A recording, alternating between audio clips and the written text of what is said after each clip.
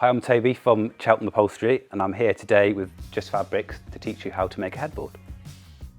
So I'm going to be making a single headboard today. I'm going to make it 3 foot wide, 2 foot tall above the mattress, and then we're going to have a little piece that sits behind the mattress called a mattress slip. And the board I'm using is 11mm OSB board. And we've got the mattress slip. I'm going to make mine 25 centimetres. That's what I'm going to cut now. There we have the batten on the 2 sides and the top of the headboard. We're going to keep the bottom free. This gives the headboard some depth and it gives a space for the headboard struts to sit under so the headboard can go flush against the wall.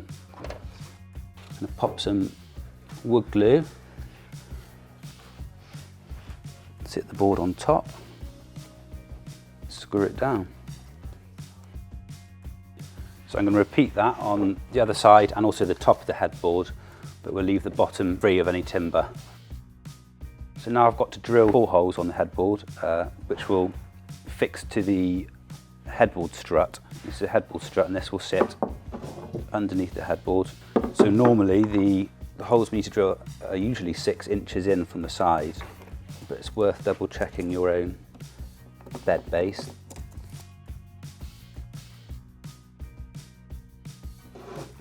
We can line this groove with the bottom of the headboard here and centre these holes with the line we've just drawn. Let's mark inside, and this is where we'll drill our holes. We do the same on the other side of the headboard. And then we're going to put in these T-nuts.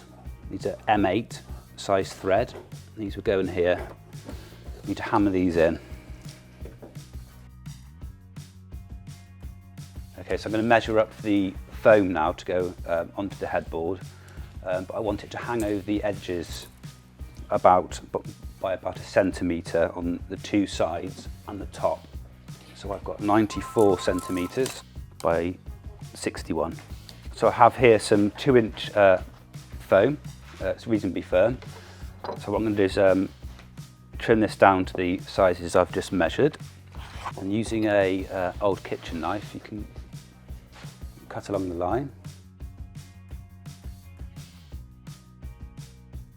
So we can stick the foam to the board using some spray adhesive. So if we spray the board first and the foam, I'm just going to make sure the foam overhangs slightly on the sides. I just want it a bit short of the line we marked here. Now I'm just going to staple into the side of the foam all the way along. Repeat that on the top of the headboard and the other side. So I'm just going to cut off some polyester wadding to cover the foam. And we can measure up to cut the fabric. So I'm going to measure up the fabric. I'm going to give myself plenty extra, so I'm going to need 31 inches. I've got 45. I'm just going to draw another line below this one here, about 1 inch down, to be used as a guide to tack the fabric to. You can tack the fabric to that line and make sure the fabric's nice and straight. So we're going to start by putting a staple in the middle of the fabric and work our way outwards. I'm going to put a temporary staple in, which is a staple that can be easily removed, so I'll do the same up this side. Now the staples are in the bottom, we can work on the top edge. I'm going to put a few temporary staples in. So we're going to pull the tension, I'm going to sweep up the headboard with my other hand, and pop a temporary tack in the middle there. Do the same this end, and the same this end. Now we have the temporaries in, I can go back, remove the middle one, give the fabric a sweep up from the bottom,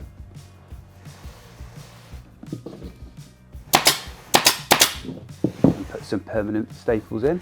I'm going to work our way from the middle out to the edge. Just like on the top, we're going to put some temporary staples in, starting in the middle, and one on this end, and one on this end. Now we have the temporaries in, we can take the middle one out and get some proper fixings in. As we work towards the end here, we're going to increase the tension on the fabric like this. And then we'll go to the other end. Before we reach the end, we're going to take out some of this excess wadding. It's going to stop short of the corner for now, and I'll do the other side of the headboard and we'll come back to the corners.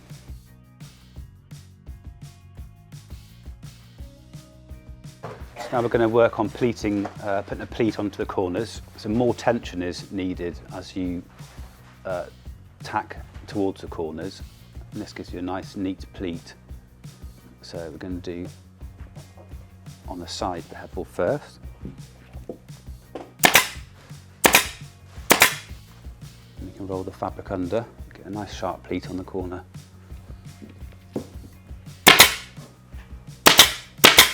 Move on to the other corner. So we're going to remove this temporary tack we put in earlier, and as you can see we can pull it tighter here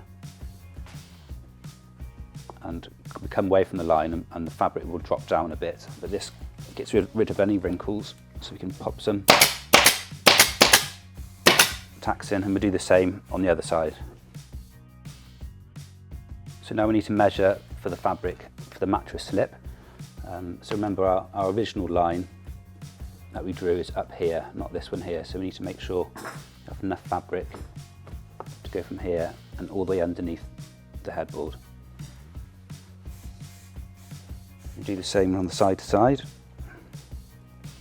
So I've got 14 by 41. We can transfer our measurements to the fabric. So now we can arrange the fabric on the headboard. We're going to flip it over like that, and we're going to tack it along the second line we did. Again, we start in the middle and work our way to the edges.